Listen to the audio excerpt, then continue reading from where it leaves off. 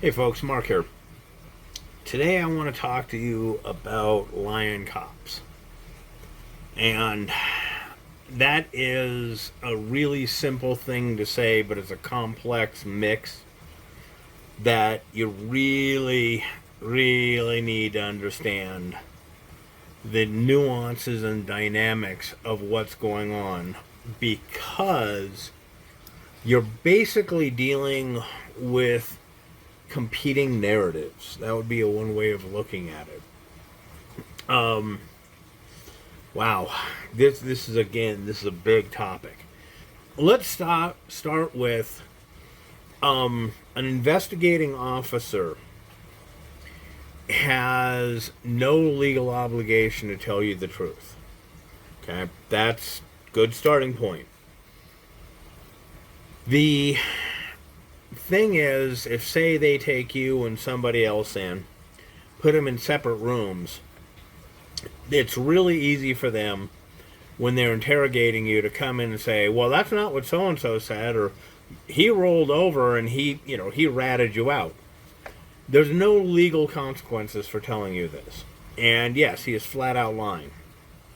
But what he's actually doing is building a case and trying to prompt you into defending yourself verbally against the charges. And he knows a lot of times you'll make a mistake. Like if you find that somebody, you think somebody ratted you out, and you're going to defend yourself against that, that lying SOB, when actually the liar is the cop. Now, that is one form of lying, and it does happen. They can give you misinformation when they can legally justify it. And that's a useful thing. When they can't legally justify it is where things get kind of complicated. The issue is it's not lying per se, or it's often not lying per se, but it's kind of telling the half-truth, or telling a lot of the truth and then just tweaking some little stuff just enough. Robert A. Heinlein, in his book Time Enough for Love, talked about the art of lying. And he says anybody with gall can bluff. With a busted straight, you can bluff. I do speak English. It is my native tongue. But the art of lying, he made a comment, which is, there's two types. One is tell the truth, but only enough to tailor the story you want people to believe. So this isn't lying by omission per se, but it's like, I'll tell you all this, and then I'll forget to tell you this. Now, if you know this extra thing, that's a game changer. So they're not going to mention it. And I will tell you this right here, right now, that goes all the way up to what goes into the reports. Wow. I once worked a case where there was a fight at a home, and it was 3-1 against this guy, and everybody was interviewed with cell phones by the cops, and they spoke and they said, this is what happened. They all told the same story, except for two bits of information. Number one, the guy's interview, who was accused, wasn't recorded. The other thing that was recorded and maybe lost was the neighbor who had called the cops because the guy showed up covered in blood, holding his baby daughter, and saying, "Call the police, I've been attacked." And again, she said he was covered in blood. Now, there's no photos of this. Right? Now, even better, when the defense attorney asked about the t-shirt, the police went, "Oh, I'm sorry, we accidentally threw that away. The other thing, when the question is where was the interview, the videoing of his statement? Oh, we didn't get one. Okay. So now what you have is all the evidence is skewed against this guy, and any exculpatory evidence has suddenly magically disappeared. Now, this is not a thing that will happen to you by the cop that you're talking to, but it's going to be done and set up afterwards, where they get everything, they decide to arrest, and they bring in yada yada yada. This particular guy also, by the way, had been beaten to hell, and they did what is called jailhouse camouflage. And this is important in that they looked at him and said, man, you look really torn up. Here, let's get you a shower. And, oh, these cuts and bruises, let's put Neosporin on them. Which, by the way, covers and camouflages wounds and bruises. So this is jailhouse camouflage. They basically took this guy's photos, his mugshots, after they cleaned him up. That's not good. Now, the thing was, somebody decided they were going to arrest this guy, they were going to prosecute him, and then they started tailoring everything to that, and including losing evidence. See, you can actually lie by providing all the evidence that you want to make a point, but lose evidence that doesn't support it. And technically that's not wrong. Now, the other way Heinlein said that you can lie is to tell the truth, but tell it in such an outrageous form that nobody believes it. Well, that's true, and I have to admit, I used that a lot when I was younger.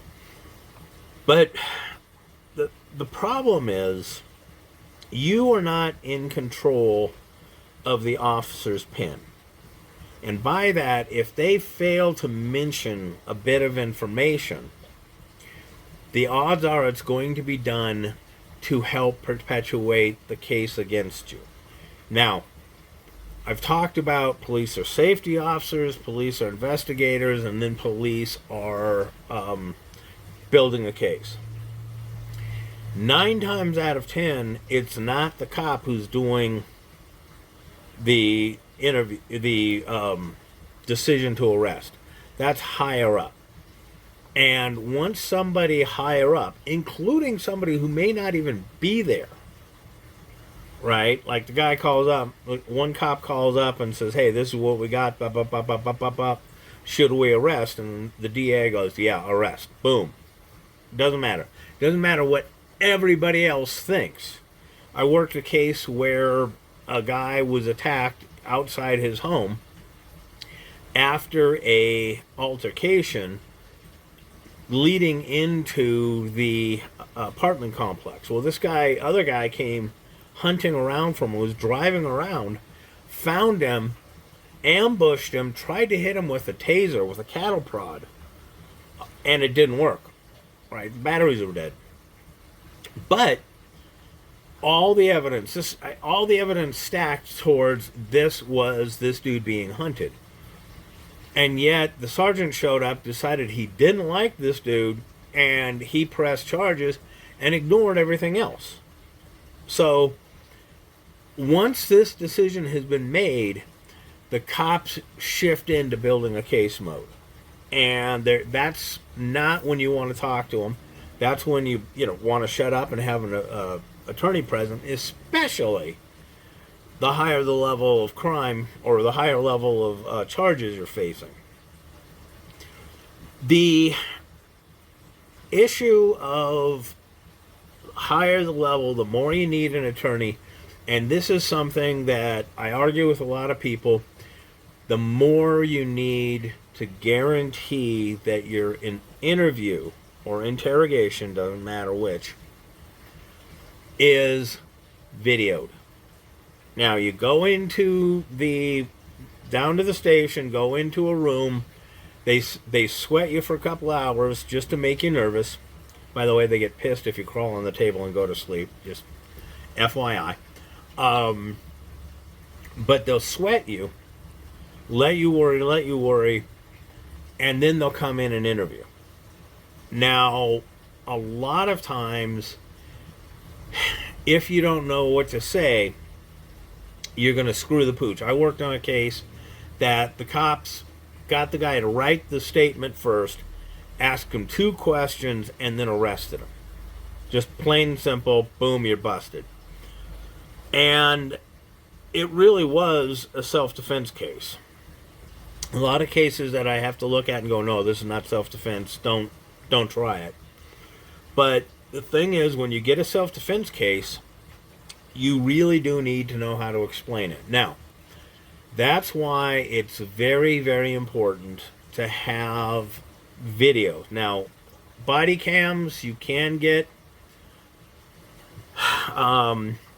and I really like body cams that film you behaving and saying, yeah, I think I better talk to my lawyer because this is so serious.